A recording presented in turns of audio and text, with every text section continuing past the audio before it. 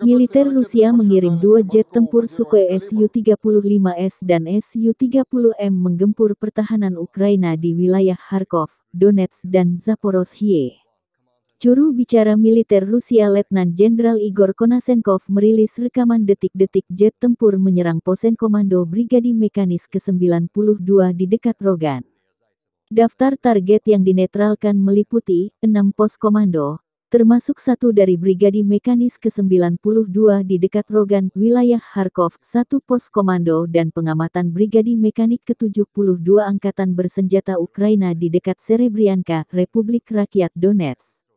serta 5 rudal dan depot persenjataan dan amunisi artileri di dekat Zaitsevo, Republik Rakyat Donetsk, Vishevoye dan Uspenovka, wilayah Zaporozhye, kata Igor Konashenkov dikutip Tribun Timur hari ini.